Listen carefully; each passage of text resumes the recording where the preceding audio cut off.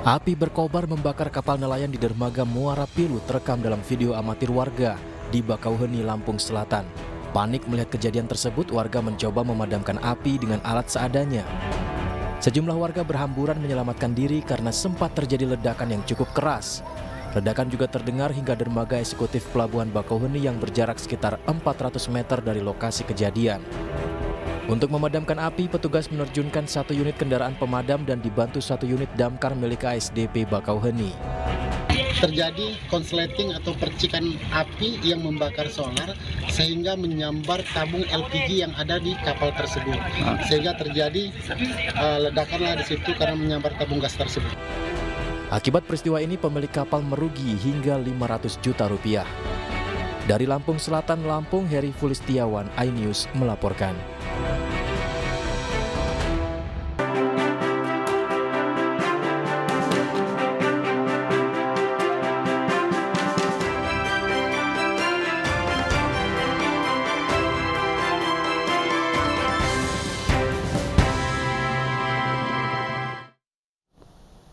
Pemirsa, sejumlah momen menarik terjadi saat debat Cawapres Jumat malam dan mendulang perhatian warganet. Di antaranya mikrofon Cawapres nomor urut 1 Muhaimin Iskandar terjatuh dari podium. Selain itu, Cawapres nomor urut 3 Mahfud MD dengan cepat berganti kostum di segmen akhir debat.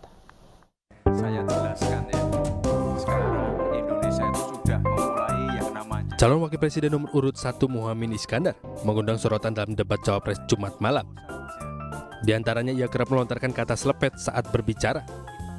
Selain itu, mikrofonnya terjatuh dari meja podium usai bertanya kepada Cawapres nomor urut 2 Gibran Rakabuming Raka.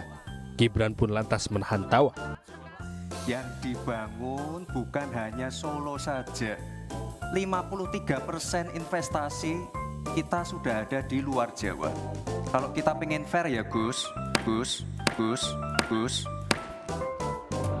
Jumlah Mohon tenang. Sementara itu, Capres nomor urut 2 Prabowo Subianto memanggil rekannya Menteri Investasi Bahlil Lahadalia di bangku penonton.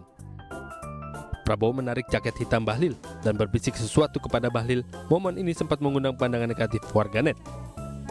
Namun TKN Prabowo Gibran mengaku peristiwa ini justru penuh canda tawa. Calon Presiden nomor urut 3 Ganjar Pranowo mengenakan pakaian adat Nusa Tenggara Timur, sementara wakilnya Mahfud MD mengenakan pakaian khas Madura. Namun di segmen akhir, keduanya langsung berganti kostum. Ganjar dan Mahfud kompak mengenakan kemeja bernuansa pink dan ungu, bertuliskan satset dan tastes. Menurut Ganjar, Mahfud, kemeja ini digunakan sebagai bentuk perayaan dan penghormatan kepada kaum ibu. Tim Liputan iNews melaporkan. Cawapres nomor urut 2 Gibran Rakabuming Raka sempat membuat Cawapres nomor urut 1 Muhaimin Iskandar kebingungan saat ditanya terkait ekonomi syariah. Pasalnya Gibran menggunakan istilah asing, yakni State of the Global Islamic Economy atau SGIE, yang tak dipahami oleh Muhaimin. karena Gus Muhaimin ini adalah ketua umum dari Partai PKB. Saya yakin sekali Gus Muhaimin paham sekali untuk masalah ini. Bagaimana langkah Gus Muhaimin untuk menaikkan peringkat Indonesia di SGIE? Terima kasih. SGIE. Cukup Bapak?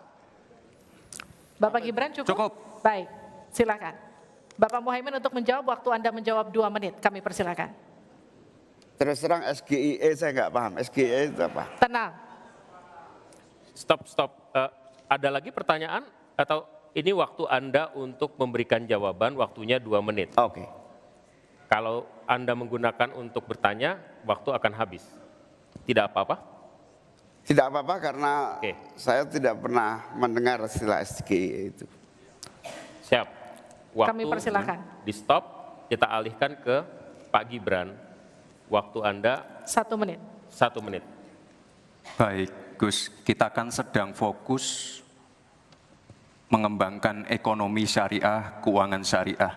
Otomatis kita harus ngerti juga masalah SGIE. SGIE itu adalah State of Global Islamic Economy. Misalnya sekarang yang sudah masuk peringkat 10 besar adalah makanan halal kita, skincare halal kita, fashion kita. Nah, itu yang saya maksud, Gus. Dan ya mohon maaf kalau pertanyaannya agak sulit ya, Gus. Terima kasih. Harap tenang. Mohon kerjasamanya. Waktu Anda, Pak Muhaimin, 1 menit untuk menanggapi. Terima kasih. Memang pertanyaan ini sungguh penting karena Indonesia dengan jumlah umat Islam yang terbanyak di dunia, sekaligus bukan saja sebagai pasar ekonomi syariah, pasar pariwisata halal, pasar perbankan syariah, tetapi sekaligus punya potensi menjadi pusat ekonomi syariah dunia. Nah, posisi kita yang masih di bawah ini membutuhkan langkah-langkah penting agar yang disebut SGEE ini menjadi kita menaikkan peringkat kita. Ada beberapa hal yang bisa kita lakukan. Yang pertama, yang harus dilakukan pemerintah adalah menyiapkan seluruh perangkat regulasi agar tumbuh kembang seluruh industri halal, termasuk bagaimana membantu sertifikasi secara murah bahkan gratis, terutama bagi UMKM kita. Habis waktunya. Sekjen PDI Perjuangan Hasto Kristianto menyebut jebakan pertanyaan ala Gibran Rakabuming Raka yang menggunakan istilah asing meniru gaya debat ayahnya Joko Widodo. Hasto memuji Cawapres nomor urut 3 Mahfud MD yang lebih membumi sehingga mudah dipahami seluruh kalangan. Ya, tentang carbon capture dan kemudian carbon storage ini kan nanti pada saat berbicara tentang lingkungan hidup, tetapi Mas Gibran di situ lupa bahwa carbon capture itu rusak justru karena program food estate melalui penebangan hutan yang dilakukan oleh PT Agro Industri Nusantara yang notabene merupakan kroni dari Pak Prabowo. Jadi itu pertanyaan yang memukul balik diri sendiri karena juga dilaksanakan bukan pada momentum yang pas sesuai dengan agenda yang dibahas dalam tema kali ini. Jadi Prof. Mahfud berbicara paling membumi karena pengalaman yang luas. Prof. Mahfud berbicara tentang kemanfaatan bagi wong cilik. Ini yang menyebabkan kelebihan dari Prof. Mahfud dibanding yang lain. Mau punya niat baik, tidak ada question trap, itu sebenarnya bisa dijelaskan di depan tentang sikatan-sikatan seperti itu. Tapi ini kan suatu pengulangan dari apa yang dilakukan oleh Pak Jokowi pada tahun 2014 ke Pak Prabowo dan Pak Hatta. Sehingga ini adalah suatu question trap yang kemudian seharusnya tidak perlu dilakukan. Karena tujuan kita adalah untuk mencapai suatu gagasan yang terbaik dari para calon wakil presiden sebagai pendamping presiden di dalam meningkatkan kesejahteraan rakyat, politik anggaran, digitalisasi. Dan untuk membahas informasi selengkapnya kami telah terhubung dengan tim sukses Ganjar Mahfud atau juru bicara dari TPN Ganjar Mahfud Isla Bahrawi dan juru bicara Timnas Amin Eva Sundari. Dan nanti juga akan bergabung bersama kita semua pengamat politik Karyono Wibowo yang juga akan bergabung bersama kami. Selamat sore Mas Isla, Mbak Eva, Mas Karyono. Selamat sore Mas Davi dan semuanya, Mas Isla. Ya, Mbak. Baik. Saya kasih kesempatan Mbak Eva terlebih dahulu melihat semalam debat ala cerdas cermat begitu banyak istilah-istilah yang mungkin asing di telinga masyarakat yang ditanyakan di atas panggung. Tanggapan Anda seperti apa? Ya, ini memang sesuatu yang menurut saya nggak fair ya. Dia tahu sendiri apa yang dia mau, yang umum tidak tahu. Jadi sebetulnya ini taktiknya Mas Gibran untuk menjatuhkan lawan. Dan agak lucu ya, karena yang dijebak itu bukan hanya Caimin, tapi juga Pak Mahfud yang mohon maaf ya, level intelektualnya, kemudian juga kapasitasnya itu seharusnya tidak pantaslah diperlakukan dengan specific terms yang kemudian tidak umum dan memang disiapkan oleh Mas Gibran untuk membuat Caimin maupun Prof menjadi kaget gitu ya. Dan agak lucu juga sih, Mas Gibran tuh nggak pernah loh kaget-kaget, dan kita nggak pernah bikin sesuatu yang kontroversial kan dengan membuatnya kaget dengan istilah yang sophisticated, misalkan di bidang hukum yang saya yakin Prof juga bisa mau jebak, ataupun Caimin yang spesifik sesuatu yang bisa, tapi tidak dilakukan. Jadi menurut saya ini tidak menjadi berkuranglah elegan dari debat yang harusnya mencerdaskan, tapi justru menunjukkan niat yang tidak baik ya dari Mas Gibran. Dan ternyata di semua platform visi misi itu semua ada loh. Cuman ambil terminologi spesifik, diksi spesifik yang tidak umum, karena ini debatnya bahasa Indonesia, kenapa harus pakai debat yang singkatan bahasa Inggris dan cara pronunciation-nya juga salah ya, istilah bahasa Inggris tapi pronunciation-nya Indonesia. Jadi it's not really good model of debate sebetulnya. Oke. Kemudian dari debat semalam juga cepat sekali ini muncul meme, kemudian juga ramai dibicarakan oleh warganet di media sosial. Nah, saya ke Cak Islah. Cak Islah, apakah di dalam grup-grup WhatsApp mungkin, kemudian dari Japri melalui ponsel Anda, ada semacam meme, kemudian diskusi-diskusi setelah istilah-istilah ini muncul di debat semalam, Mas Islah? Ya, saya kira memang ada satu hal yang membuat saya tertarik ketika Gibran menggunakan istilah carbon storage atau carbon capture kepada Pak Mahfud, yang sebenarnya bisa disimplifikasi dengan regulasi tentang emisi karbon yang mungkin lebih familiar kepada Pak Mahfud. Ada juga istilah, nah ini juga lucu ini, yang diberikan kepada Caimin misalnya tentang SGIE. Padahal ada dua kesalahan yang besar di sini. Kalau memang itu kepanjangannya bahasa Inggris, seharusnya SGIE, atau kalau tidak, setidaknya itu jangan SGIE. Saya juga menganggap di sini kan kalau di dalam bahasa Inggris kan huruf A gitu. Makanya saya tuh bingung semalam ketika akhirnya kan video saya yang beredar tentang protes saya soal itu. Tapi saya kira ini sah-sah saja kalau memang ini dalam persoalan debat ingin menjebak lawan bicara dengan keterbatasan satu majas gitu ya, ya untuk menguasai panggung. Tapi secara substantif kan memang sebenarnya dari Gibran ini nggak ada apa-apanya sebenarnya. Dan saya kira nanti ada debat kedua, bisa saja nanti saya berharap Caimin juga menggunakan istilah-istilah yang spesifik tentang lingkungan, misalnya tentang teori tentang al-ittisal wal infisal fil ardi misalnya. Bisa saja begitu. Nah, itu kita tunggu aja kebingungannya Gibran. Atau misalnya Pak Mahfud menggunakan istilah-istilah vox populi atau apalah gitu ya, yang bersifat undang-undang atau regulasi. Itu sah-sah saja. Kita tunggu saja kebingungannya Gibran tentang itu. Artinya soal istilah-istilah yang sangat spesifik ini memang pada akhirnya tidak menemui substansi ketika orang itu terjebak kepada kebingungan istilah. Nah, ini yang saya sayangkan dari Gibran, dia sangat ofensif, sementara Pak Mahfud menyebut Gibran yang terhormat, terus juga Caimin menyebutnya Mas Gibran, tapi Mas Gibran sendiri sangat ofensif kepada Prof. Mahfud, ofensif terhadap Caimin. Ini kan memang sebenarnya membuat kita itu menganggap bahwa anak ini songong gitu aja. Publik menganggapnya gitu. Baik, saya ingin ke Mas Karyono. Dari perspektif pengamat, bagaimana melihat pertanyaan dengan istilah-istilah yang begitu rumit yang mungkin tidak dipahami oleh semua orang? Apakah ini memang berorientasi tidak pada substansinya, tapi memang tujuan pertanyaan ini hanya menjebak, Mas Karyono?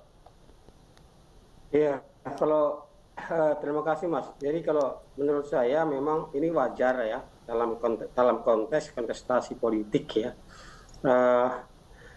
Tapi menurut saya memang pertanyaan yang diajukan oleh Gibran kepada dua kompetitornya ya, pada Profesor Mahfud dan Muhaimin Iskandar, itu sengaja menurut saya sudah didesain sejak awal ya, dan bahkan sudah dilakukan simulasi ya. Mereka sudah membuat satu kajian untuk membuat satu pertanyaan yang kira-kira nanti sulit untuk dijawab oleh lawan debatnya gitu. Dan ternyata memang tadi malam dua pertanyaan yang diajukan oleh Gibran ya, kepada Muhaimin dan juga kepada Profesor Mahfud ya, itu memang pertanyaan yang menurut saya tidak diduga oleh Pak Muhaimin dan juga oleh Prof. Mahfud. Ya. Tadi sudah disinggung oleh Mbak Eva Sundari ya, dan Cak Islah tadi. Nah, sebenarnya memang pertanyaan ini tidak bermutu gitu ya. Ini lebih pada gimmick ya, lebih gimmick. Dan memang kalau kita tracing dan kita kaji ya, pasangan nomor urut 2 ini memang lebih banyak melakukan gimmick ya, dengan istilah-istilah gemoy dan lain sebagainya. Kemudian program-programnya yang programnya juga gimmick gitu ya, menawarkan program makan siang gratis, susu gratis gitu ya. Nah, semua itu sebenarnya bagian dari strategi untuk pemenangan. Gitu. Kenapa itu dilakukan? Karena memang model-model gimmick seperti itu ya, termasuk program-program yang sifatnya gratis gitu ya, itu memang banyak disukai oleh pemilih kita, terutama pemilih di akar rumput. Gitu. Nah, termasuk dalam konsep debat tadi malam itu juga memang didesain, dikemas dengan cara-cara yang menggunakan gimmick. Nah, tadi sudah dikritisi juga oleh Mbak Eva dan Cak Islah terkait dengan pertanyaan Gibran kepada Muhaimin Iskandar tentang SGIE gitu ya. Nah, dari situ kan sebenarnya karena itu kan kepanjangan dari bahasa Inggris ya, tetapi Gibran melafalkannya dengan bahasa Indonesia gitu ya. Sehingga dari sini saja itu sebenarnya sudah ada unsur untuk menjebak lawan.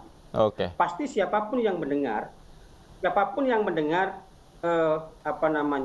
pertanyaan Gibran yang menyebut SGIE itu pasti itu kepanjangannya juga bahasa Indonesia gitu. Maka kalau dicari Google Translate pun Google Translate pun bingung gitu. Apalagi Muhaimin ya.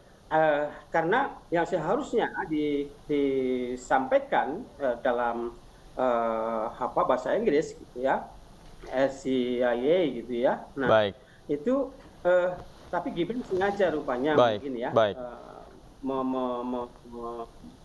memperangkap gitu ya, membuat perangkap.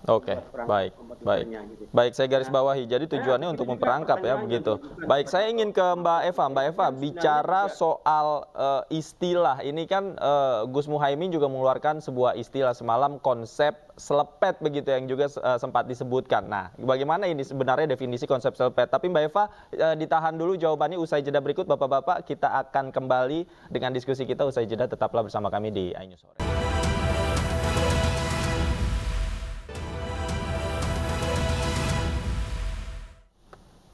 Kembali di News Sore, pemirsa, kita masih diskusi bersama dengan sejumlah narasumber. Tadi saya berutang pertanyaan kepada Mbak Eva Sundari. Mbak Eva, selain istilah-istilah yang muncul di atas podium, juga semalam Gus Muhaimin Iskandar mengenalkan konsepsi tentang selepet begitu. Ini kan juga istilah yang mungkin beberapa orang juga masih asing. Sebenarnya seperti apa definisi dari selepet yang diutarakan oleh Muhaimin semalam? Ya, kalau Cak Imin kan fair ya menjelaskan di awal bahwa selepet ini padanan katanya distorsi ya.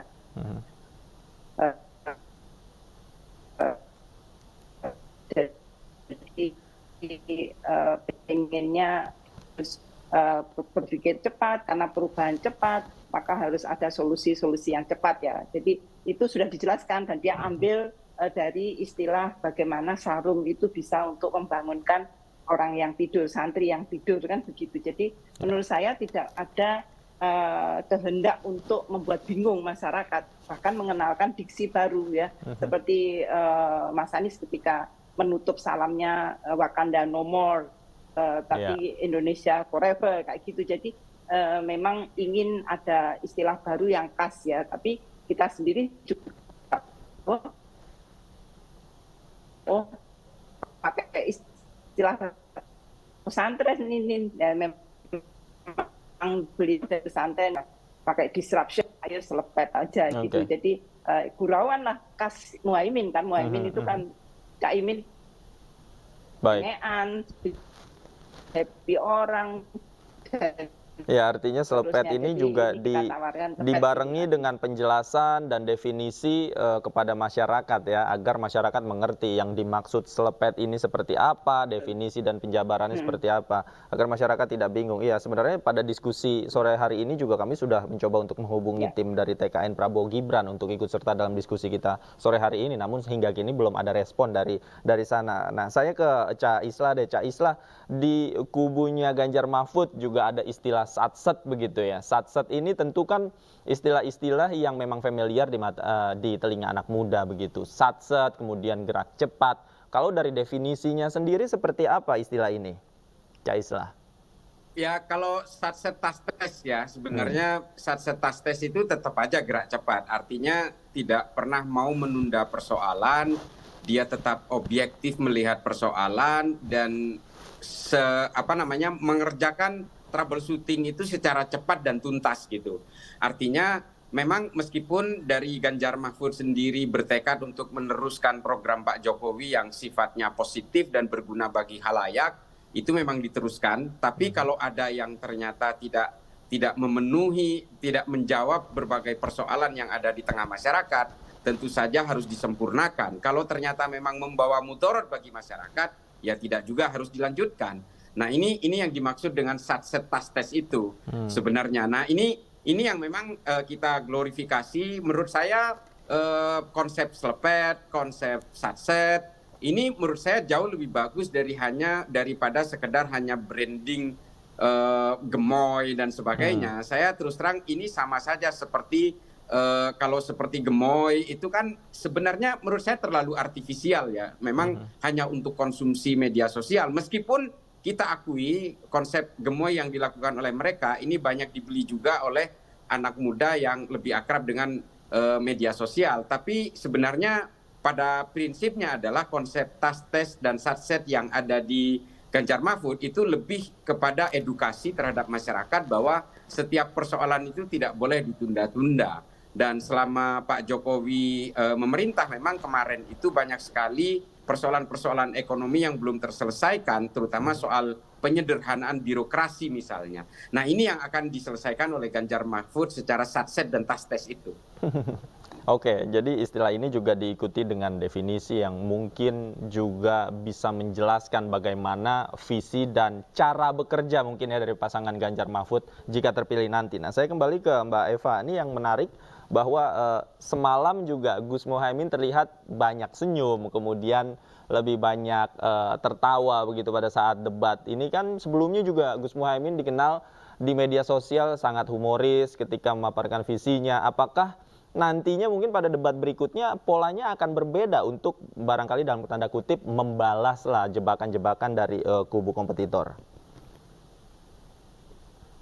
Ya kalau kita kemarin evaluasi internal ya bahwa masalah pengaturan waktu itu Caimin karena sering improvisasi jadi kurang. Jadi ada perbaikan yang kita sarankan untuk teknis.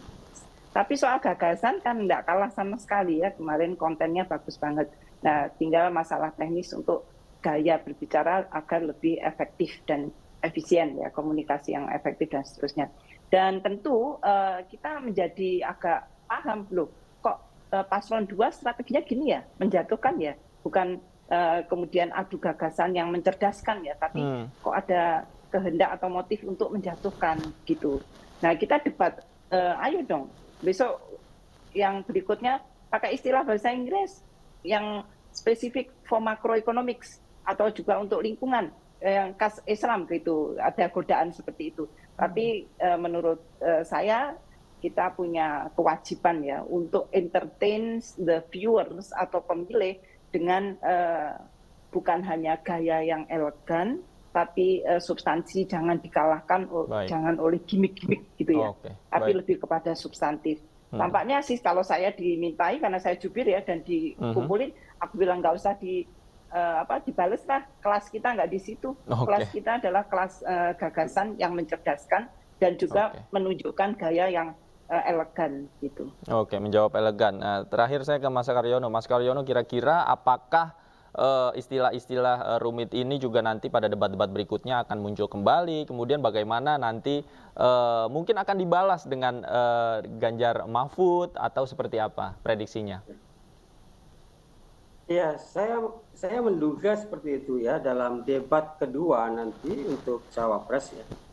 Tentu dua cawapres Pak Mahfud dan Pak Muhaimin ya itu belajar dari pengalaman tadi malam ya, yang saya yakin dua orang itu tidak menduga ada pertanyaan yang langsung menusuk begitu. Menurut saya belajar dari pengalaman tadi malam, ya, boleh jadi nanti dua cawapres ini akan menggunakan pola yang sama, ya, nanti akan merumuskan, melontarkan pertanyaan-pertanyaan yang tidak diduga oleh Gibran, ya, dan sulit dijawab oleh Gibran. Jadi menurut saya kemungkinan akan menggunakan pola yang sama, dan Gibran juga dalam debat kedua, ya, kemungkinan juga masih menggunakan pola yang sama. Nah, kalau kita lihat pola debat, karakter dan style, ya, yang dilakukan oleh Gibran itu kan fotokopinya Pak Jokowi, ya, pada debat 2014, ya. Nah, di mana pada debat 2014, ya, Pak Jokowi juga melontarkan pertanyaan yang Pak Prabowo tidak kembali bertanya, gitu, ya. Kita semua ingat itu, kalau tidak salah tentang unicorn begitu, ya. Baik, saya ke Cak Islah deh terakhir. 2019 Pak Jokowi melontarkan pertanyaan terkait dengan. Baik, saya ke Cak Islah deh. Cak Islah, terakhir deh, Pak Cak Islah. Kira-kira mungkin nanti akan dibalas nggak oleh Ganjar Mahfud pada debat berikutnya menggunakan istilah-istilah yang memang sulit gitu untuk dimengerti? Saya kira kalau Pak Mahfud sendiri, seperti yang pernah saya bicarakan di salah satu stasiun TV waktu itu, Pak Mahfud tetap dalam konteks sebagai seorang masih sebagai salah seorang komponen dari kementerian, ya, masih menjadi anggota kabinet. Yang kedua, beliau adalah seorang akademisi. Yang ketiga, beliau bagaimanapun adalah yang paling tua di antara paslon lain. Nah, ini tentu akan tetap dijaga marwah itu sama Pak Mahfud, bahwa konteks dari debat ini adalah untuk edukasi terhadap masyarakat. Tentu saja memang ini banyak yang justru menyimpang, ya. Banyak orang menganggap bahwa talk show ini adalah seperti talk show yang akan menjadi lebih menarik kalau ada bully-bulian di situ. Nah, Pak Mahfud saya yakin tidak menganggap bahwa debat ini bukan bully-bulian, tapi ini adalah supaya masyarakat lebih mengenal apa yang akan dilakukan oleh Ganjar Mahfud, dan apa makna dari debat itu adalah tetap untuk mengedukasi masyarakat tentang topik yang sedang dibahas. Saya kira Pak Mahfud tidak akan ofensif sih. Baik, kalaupun ada istilah baru yang mungkin asing, ini tujuannya untuk adu gagasan, ya, bukan untuk menjatuhkan begitu niatannya, ya. Baik, kita lihat nanti akan jalan seperti apa debat-debat berikutnya dari Capres dan Cawapres ini. Terima kasih Cak Islah, Mbak Eva, dan Mas Karyono juga terima kasih banyak sudah bergabung bersama kami di iNews Sore. Selamat sore, sehat selalu. Pemirsa, 3 cawapres telah beradu gagasan dalam debat kedua yang digelar semalam. Usai debat, cawapres nomor urut 3 Mahfud MD unggul dalam polling yang diadakan oleh iNews TV. 3 cawapres bertemu di debat kedua Capres-Cawapres Pemilu 2024 di Jakarta Convention Center, Senayan, Jumat malam. Muhaimin Iskandar, Gibran Rakabuming Raka, dan Mahfud MD beradu gagasan untuk pertama kalinya sebagai cawapres. Tema debat kali ini adalah ekonomi, keuangan, investasi, pajak, perdagangan, pengelolaan APBN, APBD, infrastruktur, dan perkotaan. Usai debat, cawapres nomor urut 3 Mahfud MD unggul dalam polling yang diselenggarakan oleh iNews TV. Polling ini diikuti oleh 59.373 responden. Mahfud MD dianggap sebagai cawapres yang paling bagus menjawab pertanyaan dalam debat dengan perolehan 59%. Disusul Muhaimin Iskandar dengan perolehan 29% dan Gibran Rakabuming Raka dengan perolehan 13%.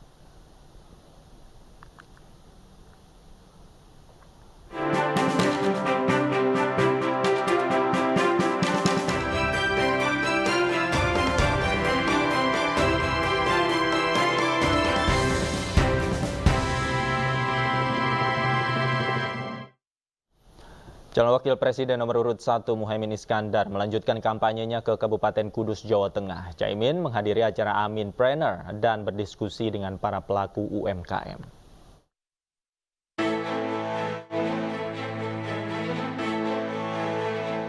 Cawapres nomor urut 1 Muhaimin Iskandar melanjutkan kampanyenya ke Kabupaten Kudus, Jawa Tengah dengan menghadiri acara Aminpreneur dan berdiskusi bersama para pelaku UMKM.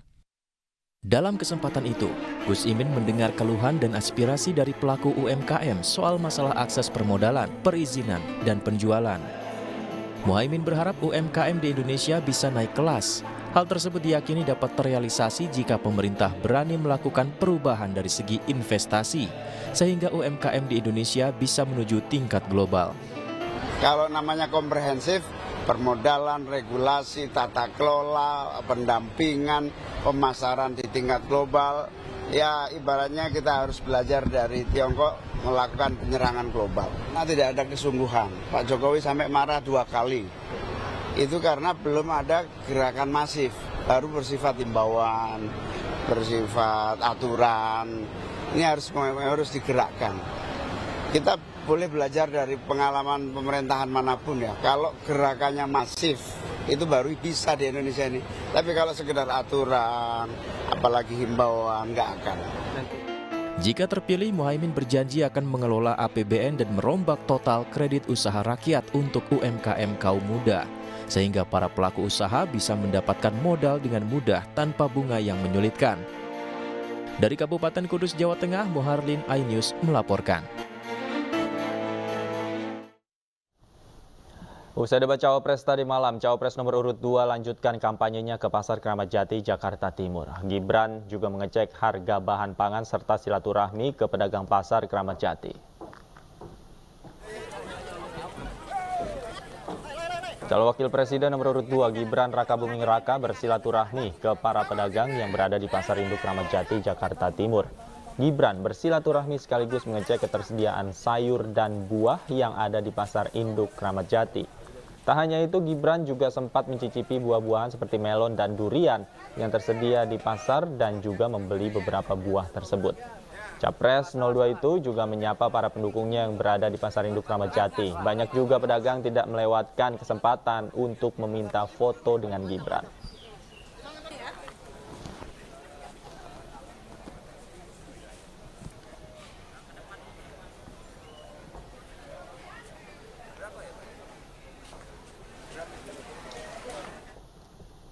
Sementara itu, Capres nomor urut 3 Ganjar Pranowo melanjutkan kampanye dengan menemui para nelayan dan pembudidaya ikan di Kabupaten Indramayu, Jawa Barat. Jika terpilih menjadi presiden, Ganjar berjanji akan menyelesaikan semua masalah nelayan Indonesia.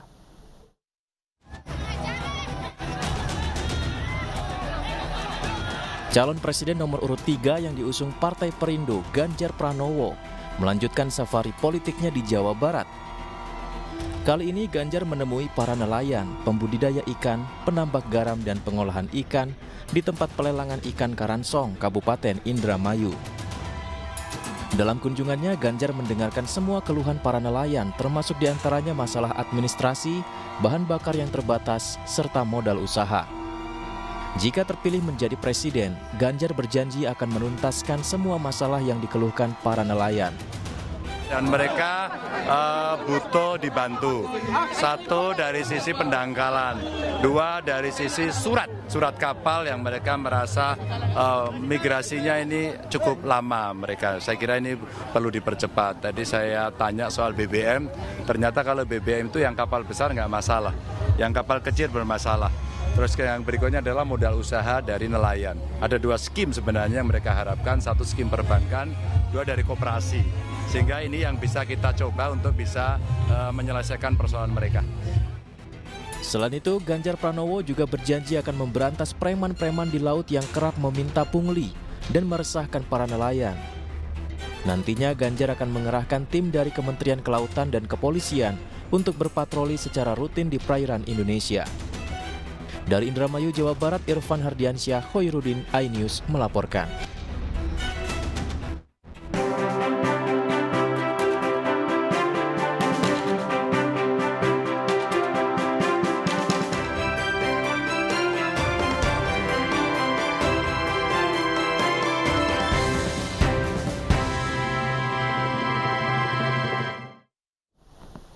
Gerakan Pemuda Islam melaporkan Menteri Perdagangan Zulkifli Hasan ke Barreskrim Polri Jakarta Selatan. Menteri Perdagangan sekaligus Ketua Umum Partai Amanat Nasional itu dilaporkan atas dugaan penistaan agama. Tahatul akhir kan gini, sekarang banyak gini Pak, kayak gini. Berbekal sejumlah alat bukti, sejumlah anggota Gerakan Pemuda Islam atau GPI, Jumat 22 Desember, mendatangi gedung Bareskrim Polri Jakarta. Kedatangan mereka ini untuk melaporkan Menteri Perdagangan yang juga Ketua Umum Partai Amanat Nasional Zulkifli Hasan. Bukti-bukti laporan itu berupa screenshot dan platform media yang menyiarkan langsung penyampaian pidato yang dilakukan oleh Bang Zulkifli Hasan yang diduga kuat telah melakukan penistaan agama. Dan kami juga mensakakan beliau ke pasal 165A atau 156A yang dimana tentang penistaan agama. Pelaporan terhadap Zulhas belum sepenuhnya diterima penyidik Bareskrim. Polisi mengarahkan untuk melakukan pengaduan ke bagian pengaduan masyarakat. Diketahui ucapan Zulhas yang menjadi kontroversial terjadi saat Zulhas memberikan sambutan dalam acara APPSI. Dalam acara tersebut, Zulhas mengatakan jika kebanyakan orang tak lagi melafalkan amin saat imam sholat usai membaca Al-Fatihah. Dari Jakarta, Helmi Sajangbati, iNews melaporkan.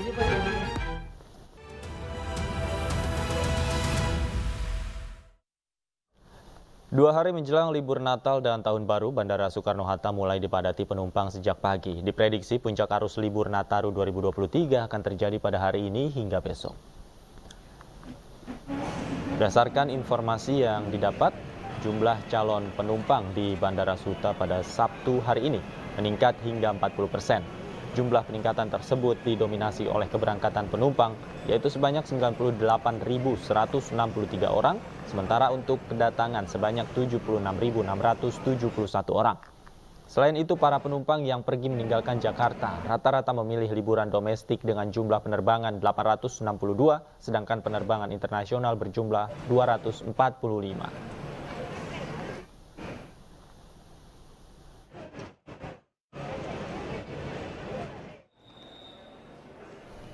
Sementara itu, keramaian penumpang juga terjadi di stasiun Pasar Senen jelang libur Natal dan Tahun Baru. Berdasarkan data dari Daop 1 Jakarta, setidaknya 125.247 penumpang sudah diberangkatkan melalui stasiun Pasar Senen dan stasiun Gambir sejak 21 Desember.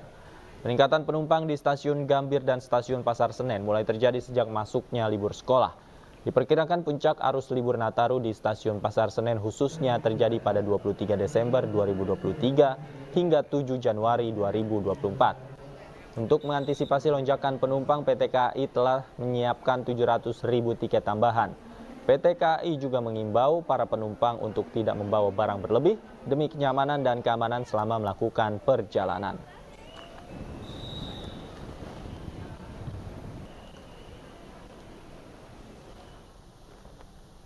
Dan untuk mengetahui pantauan terkini di stasiun Pasar Senen Jakarta jelang libur Natal dan Tahun Baru, kami telah terhubung dengan rekan kami Dilami Aulia di sana. Selamat sore, Dilami. Apakah ada lonjakan penumpang sore hari ini di stasiun Pasar Senen? Ya, selamat sore Davi dan juga pemirsa. Memang untuk hari ini merupakan puncak dari libur Natal dan juga Tahun Baru 2024 dan pastinya ada lonjakan penumpang. Kalau kita menuturkan pendapat dari manajer PT KAI Daop 1, Ikhwan ini mengatakan bahwasanya per hari ini sudah ada 24.000 tiket yang ludes terjual. Ini artinya memang 100% tiket yang dijual pada hari ini sudah ludes dari keberangkatan di stasiun Senen. Nah, kalau misalnya kita hitung periode sudah ada berapa penumpang yang berangkat dari mulai tanggal 21 hingga 23 Desember ini sudah terhitung sebanyak ada 125.257 penumpang yang diberangkatkan dari stasiun Gambir maupun stasiun Pasar Senen tempat saat ini saya melaporkan. Dan untuk pada periode 18 hari libur Natal dan juga Tahun Baru 2024 ini, PT KAI Daop 1 telah menyediakan 765.000 tiket untuk para penumpang dan juga ini memang sudah terjual sekitar 397.000 tiket. Dan ini jumlahnya akan terus bertambah mengingat puncak arus mudik. Maksud saya, puncak arus liburan Natal dan juga Tahun Baru ini akan terus terjadi hingga 7 Januari 2024. Nah, Untuk rangkaian kereta sendiri, ini memangnya awalnya ada di 63 KA per harinya, baik di stasiun Gambir dan juga stasiun Pasar Senen. Namun karena sedang ada arus libur mudik dan Natal, ini ditambahkan 10 menjadi 73, yang mana ini ada 39 keberangkatan dari stasiun Gambir dan 34 keberangkatan kereta api dari stasiun Pasar Senen. Dan tentunya jika kita melihat di sini juga banyak sekali masyarakat yang sudah antusias membawa barang-barang maupun oleh-oleh mereka untuk sampai ke tujuan atau kampung halamannya masing-masing. Tidak hanya untuk bertemu keluarga, juga ada beberapa dari mereka yang ingin berlibur mengenal kota-kota baru selama periode libur Natal ini. Dan juga dihimbau untuk para masyarakat ini selalu menjaga kesehatan dan juga memperhatikan barang berharga. Kembali kepada Anda, Davi. Baik, terima kasih Dilami Aulia melaporkan langsung dari Stasiun Senen, Jakarta. Selamat bertugas kembali.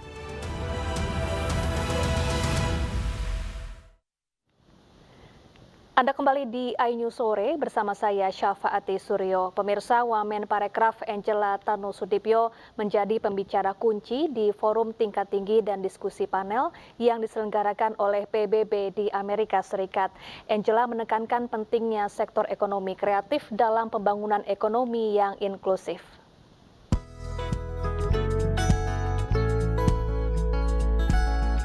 Sidang Umum PBB telah mengadopsi resolusi tentang mempromosikan ekonomi kreatif untuk pembangunan berkelanjutan. Resolusi ini diprakarsai oleh Indonesia dan disponsori bersama 59 negara lainnya. Dengan resolusi ini, ekonomi kreatif akan dibahas secara rutin di Komite Kedua Sidang PBB yang digelar setiap 2 tahun, dimulai dari Sidang Umum PBB ke-81 pada tahun 2026 mendatang. Resolusi ini diharapkan dapat memberikan lebih banyak peluang untuk mendorong kebijakan yang lebih baik, lebih banyak tindakan, dan inovatif. Dalam partisipasinya, Wamen Parekraf Angela Tanusudibyo menyampaikan bahwa ekonomi kreatif memiliki peran yang besar dalam pembangunan ekonomi inklusif. The importance of the creative industry specifically for inclusive economic development through fostering innovation and providing equal opportunities to empower women and youth. Resolusi ini diharapkan dapat menggiatkan kinerja ekonomi kreatif dan memperluas kesetaraan peluang pelaku ekonomi kreatif. Tim Liputan iNews melaporkan. Pemirsa, Cawapres nomor urut 1 Muhaimin Iskandar memperkenalkan konsep selepet yang menjadi bagian kewenangan untuk menghadirkan keadilan. Hal itu disampaikan saat ia menyampaikan pernyataan pembuka saat debat Cawapres Jumat malam. Assalamualaikum warahmatullahi wabarakatuh. Selamat malam, salam sejahtera untuk kita semua. Harusnya saya bicara pada debat yang pertama.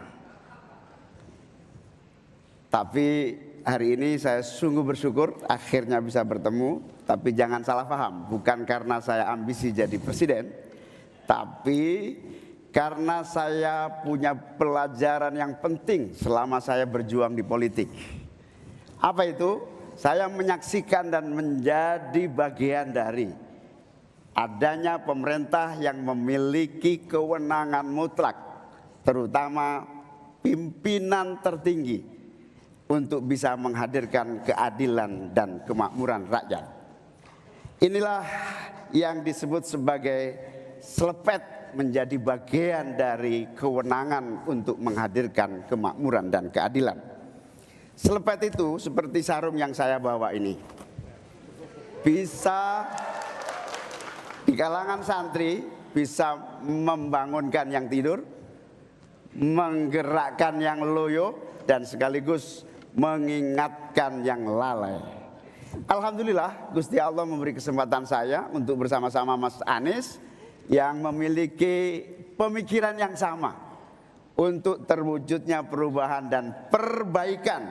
Bahkan kami berdua seperti botol dengan tutupnya.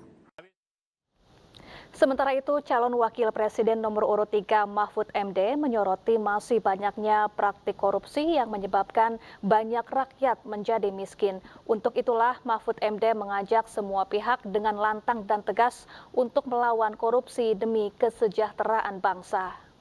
Menjadi 7% karena kita ini kaya raya dengan sumber daya alam dan sumber daya manusia yang hebat.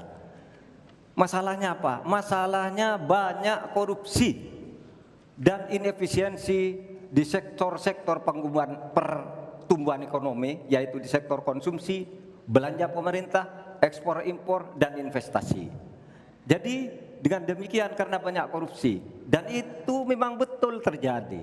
Coba lihat, berdasar hasil SIGI, Transparansi Internasional, korupsi terjadi di lembaga legislatif, eksekutif, dan yudikatif secara besar-besaran. Korupsi juga terjadi di 3 metra alam kita ini. Kita menginjak bumi, ada korupsi di tanah dan pertambangan. Kita ke laut, ada korupsi di masalah kelautan. Kita melihat udara, pesawat terbang kita, ternyata di udara juga banyak korupsi. Akibatnya apa? Rakyat miskin.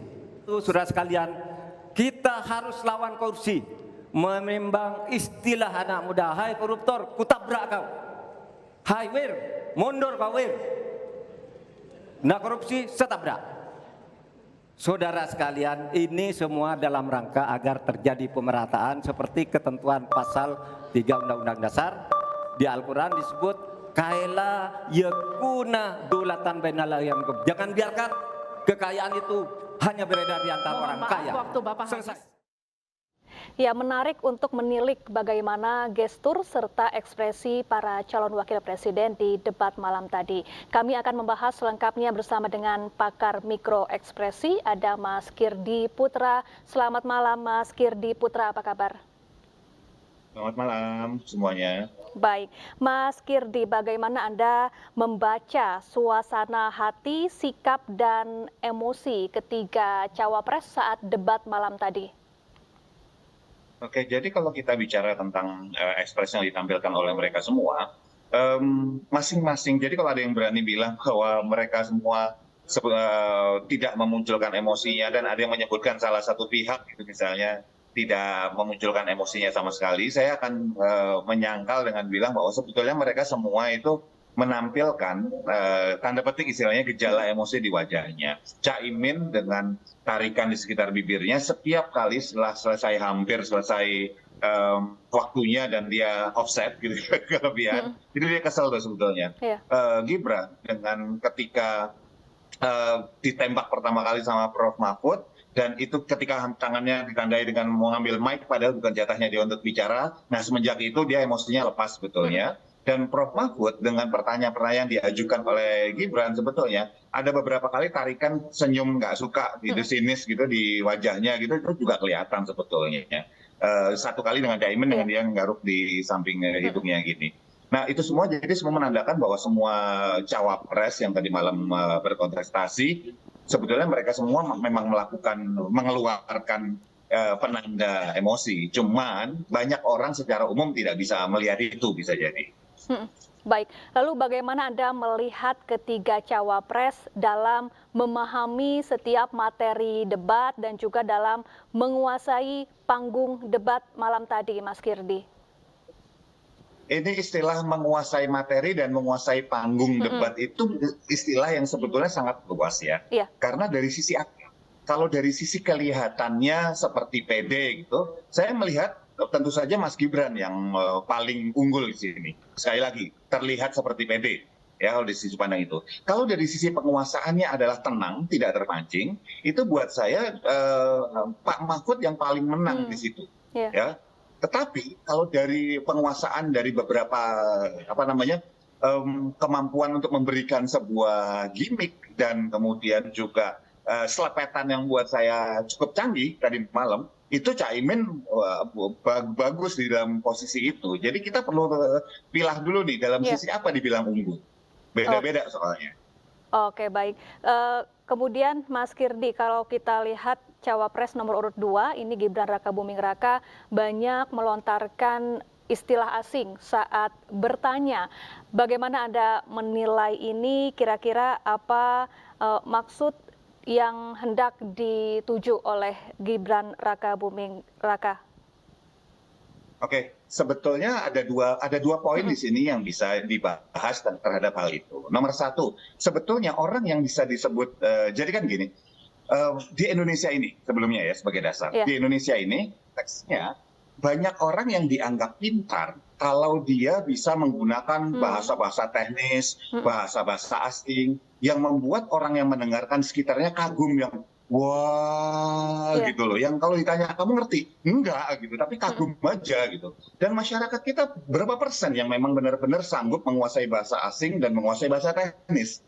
Nah, itu berdasarkan premis tersebut, maka nomor satu, ada dua hal yang mau saya bahas. Nomor satu, artinya sebetulnya orang yang benar-benar pintar itu adalah orang yang mampu membuat orang di depannya mengerti konteks, statement, atau pertanyaan yang dia ajukan. Gitu loh. Buat saya, penggunaan bahasa-bahasa asing itu sah-sah saja. Boleh bahasa teknis, bahasa asing, boleh-boleh saja. Tetapi pertanyaannya, kita mau apa nih? Mau kelihatan keren atau membuat orang-orang itu teredukasi? Itu satu. Ya, nomor dua, penggunaan bahasa asing, penggunaan istilah-istilah yang diberikan dan digunakan juga untuk bertanya, ya gini loh, kalau saya menggunakan bahasa-bahasa di keilmuan saya, misalnya tentang ilmuwan hipnolinguistik, tentang kemudian mikroekspresi seperti itu, saya ajukan ke orang yang tidak di bidang itu, ya orang itu pasti akan hang gitu loh. Dan belum tentu orang bisa menghafal semua istilah atau mengerti semua bahasa asing itu, belum tentu nggak ngerti loh bahasa artinya. Tetapi cara yang digunakan menurut saya itu adalah cara yang sifatnya debat, mungkin maaf kata gitu ya, boleh tidak dilarang, tapi debat yang anak kualitas SMA mungkin gitu loh, masih saling serang dengan definisi. Dan buat saya kemampuan Caimin gitu ya, dengan mengorbankan waktunya dengan bertanya, itu buat saya kasih nilai plus sendiri, karena lebih baik pemimpin itu kalau nggak ngerti tanya daripada ngasal jawab gitu ya. Akhirnya apa? Karena di sisi pimpinan membuat banyak orang jadi malah nggak ngerti gitu bareng. Kurang lebih seperti itu. Baik, Mas Kirdi, kalau kita lihat ekspresi Gibran Rakabuming Raka usai bertanya atau menjawab, kerap kali seperti tampak katakanlah agak jumawa begitu ya, Mas Kirdi. Seperti apa Anda menangkapnya? Kalau kita sebut jumawa itu kan nggak berbasiskan sebuah acuan tertentu gitu ya. Ya kita nggak bisa bilang bahwa Mas Gibran atau merasa jumawa superior begitu. Tetapi justru perasaan gini, perasaan superior itu justru ditampilkan, dipamerkan bahkan bukan ditampilkan, ketika ada salah satu kesempatan dia malah mengajak untuk pengikutnya melakukan seperti itu, yang sebetulnya saya yakin bahwa itu tidak pantas atau mungkin bahkan dilarang dalam aturan debat. Ini perlu dikonfirmasi lebih lanjut tentu saja. Gitu. Nah, ini bisa jadi dua, simbol bahwa yang tadi dikatakan bahwa dia merasa di atas angin, itu satu, atau yang kedua, ini adalah show of force gitu, unjuk kekuatan bahwa saya bisa melakukan ini, coba bisa berbuat apa KPU. Bisa jadi kayak gitu. Ekspresi itu kepuasan begitu ya? Iya, kira-kira kayak gitu. Baik, kemudian Mas Kirdi, bagaimana dengan gimmick dan juga jargon yang kerap dilontarkan oleh para cawapres saat berdebat? Apakah ini juga cukup penting saat adu debat ini, Mas Kirdi? Nah, menariknya ya, ketika Caimin menggunakan jargon, menggunakan gimmick, selepet, itu sebetulnya agak berbeda gitu, dengan Pak Anies yang ketika bicara soal gimmick, ketika dibilang bahwa yang namanya katakanlah pilpres ini kan bukan sekedar cuman gimmick dan jargon, istilahnya seperti itu, tapi ternyata kubunya Pak Caimin sekarang menggunakan jargon, selepet itu kan jargon. Dan pakai apa namanya yang sarung seperti itu kan gimmick sebetulnya. Nah, ini bisa dilihat dari dua sisi. Apakah itu kemudian ternyata ikut-ikut juga kan, atau ternyata dia bisa beradaptasi. Itu satu dari pihak Caimin ya, menggunakan jargon dan gimmick. Yang kedua dari Gibran, ini ada sebuah strategi yang cukup dalam dan luar biasa menurut saya. Kenapa? Dia tiru persis bapaknya ketika pidato, cara bapaknya menggerakkan tangan, cara Pak Presiden Jokowi dalam intonasi suaranya itu ditiru. Teknik ini dalam ilmu komunikasi hipnolinguistik dan NLP itu disebut sebagai match and mirroring. Jadi dia pingin orang melihat figur Pak Jokowi, nilai-nilai Pak Jokowi, kinerjanya bagus, tenang, berani, itu lewat dari figurnya dia. Dan ini katakanlah sama dengan kita mengajak macan jalan bareng kita, sehingga orang takutnya sama macannya, padahal ya macannya benar, tapi kan Gibran bukan macannya tersebut. Dan kalau kita bicara Pak Mahfud itu gimmicknya adalah justru ketika Pak Mahfud menahan diri, karena selama ini Pak Mahfud dan Pak Ganjar jadi agak bingung nih ngambil posisi mau ngapain nih, mau nyerang dia keserang balik segala macam, akhirnya malah turun, sentimennya negatifnya banyak. Maka yang dilakukan, dia diam. Malam itu banyak nahan diri segala macam dan terbukti. Sentimen positifnya setelah debat itu sekitar angka 70-an, sentimen negatifnya sekitar angka belasan. Baik. Dan buat saya itu berhasil gitu loh. Ya, Mas Kirdi tadi Anda mengatakan bahwa Cawapres nomor urut 3 Prof Mahfud MD ini paling tenang di antara ketiganya. Apakah ini artinya Mahfud MD cukup pandai dalam mengendalikan ekspresi emosi di antara dua cawapres lainnya? Cukup tenang dalam artian bahwa mampu mengendalikan ekspresi emosinya ya. Bukan berarti dia nggak emosi, bukan. Tapi cukup mampu mengendalikan ekspresi emosinya. Nah, buat saya nomor 1 ya Pak Mahfud MD, nomor 2 Caimin, dan nomor 3 baru Mas Gibran gitu. Nah, ini kelihatannya agak jauh nih. Jadi Mas Caimin dan Pak Mahfud itu dekat. Ini kesenioran mereka dalam tetap bijak, nggak membalas serangan-serangan yang bentuknya pertanyaan-pertanyaan istilah tadi. Buat saya itu pengendalian emosi yang hebat. Sebenarnya Pak Mahfud kan sanggup mengeluarkan bahasa-bahasa hukumnya yang bahasa langit gitu loh. Baik. Sementara Caimin bisa mengeluarkan dari kitab kuning tuh bahkan istilah. Ya, mereka tidak melakukan itu gitu loh. Buat saya itu pengendalian emosi yang hebat. Baik, terima kasih Mas Kirdi Putra, pakar mikroekspresi, telah bergabung bersama kami di iNews Sore. Ya, untuk mengetahui kemeriahan konser idol K-pop Twice di Jakarta International Stadium, kami telah terhubung dengan rekan Faisal Rinaldi di sana. Selamat malam Faisal, bagaimana antusiasme para penonton jelang konser Twice pukul 7 malam nanti? Ya baik, selamat malam Syafa dan juga pemirsa. Memang untuk antusiasme dari para penggemar idol grup asal Korea Selatan Twice ini sangatlah tinggi. Tadi kami sempat menanyakan beberapa para penggemar yang akan menonton konser Twice malam ini. Ada yang datang jauh-jauh dari berbagai macam kota di Indonesia. Ada yang dari Bandung, ada yang bahkan ada yang datang dari Pulau Jawa. Dan Syafa dan juga pemirsa, memang konser Twice ini akan berlangsung sekitar pukul 7 malam nanti di Jakarta International Stadium. Kami memantau saat ini di depan JIS memang masih banyak para penggemar ataupun calon penonton yang nantinya akan mengantri atau masih mengantri untuk masuk ke dalam untuk menyaksikan idol grup kesayangan mereka.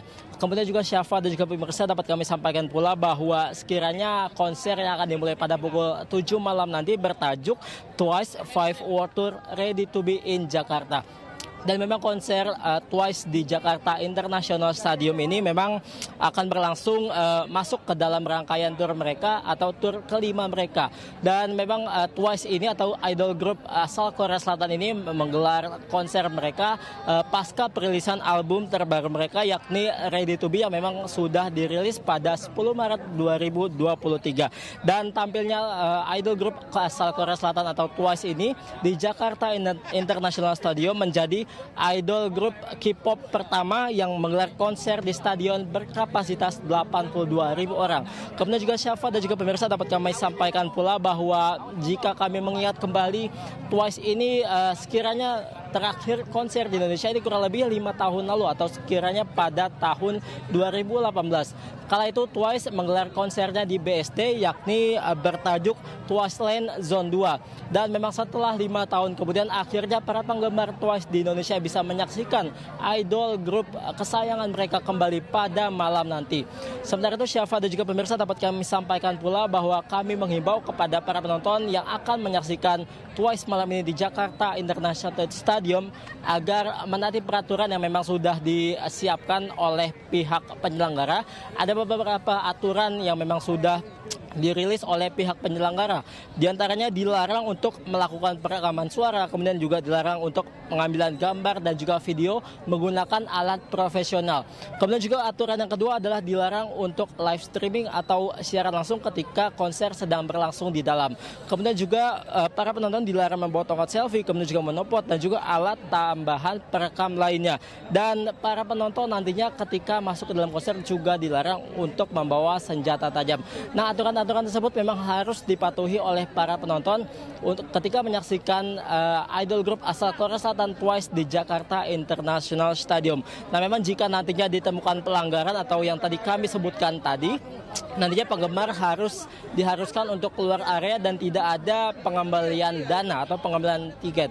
Dan memang Syafa dan juga pemirsa, saat ini kurang lebih sekitar 20 menit lagi konser idol group Korea Selatan Twice akan dimulai, yakni sekitar pukul 7 malam nanti. Syafa, kembali ke Anda di studio. Baik, terima kasih Faisal Rinaldi melaporkan langsung dari JIS di Jakarta Utara dan selamat bertugas kembali.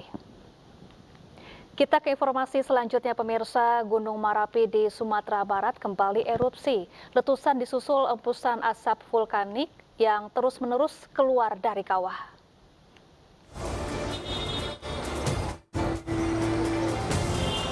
Gunung Marapi di Kabupaten Agam, Tanah Datar, Sumatera Barat kembali erupsi pada Jumat siang sekitar pukul 12.19 waktu Indonesia Barat. Letusan terjadi selama lebih dari 1 menit, disusul hembusan asap vulkanik terus-menerus keluar dari kawah di puncak Gunung Marapi. Asap tebal setinggi 300 hingga 500 meter, ke udara tertiup angin yang mengarah ke timur laut, timur, dan tenggara hingga mengakibatkan terjadi hujan abu tipis hingga tebal di kota Padang Panjang dan Kabupaten Tanah Datar. Hujan abu juga turun dan mengakibatkan penutupan untuk seluruh penerbangan dari dan ke Bandara Internasional Minangkabau di Kabupaten Padang Pariaman. Terekam adanya letusan dengan ketinggian kolom tidak teramati karena tertutup kabut. Untuk arah angin terpantau ke arah Padang Panjang. Kalau hujan abu terpantau info dari masyarakat itu ke arah Padang Panjang. Di seismograf itu terekam tremor yang menandakan adanya bisa disebabkan oleh peningkatan fluida, bisa juga karena ada getaran abu, bisa juga karena adanya asap yang terus-menerus. Hujan abu vulkanik erupsi Gunung Marapi yang terus terjadi membuat mengimbau masyarakat di daerah terdampak agar menggunakan masker untuk menghindari infeksi saluran pernapasan akibat paparan abu vulkanik. Warga juga diimbau mengamankan sarana air bersih dan membersihkan atap rumah dari abu vulkanik yang menumpuk. Dari Bukit Tinggi, Sumatera Barat, Wahyu Sikumbang, iNews melaporkan.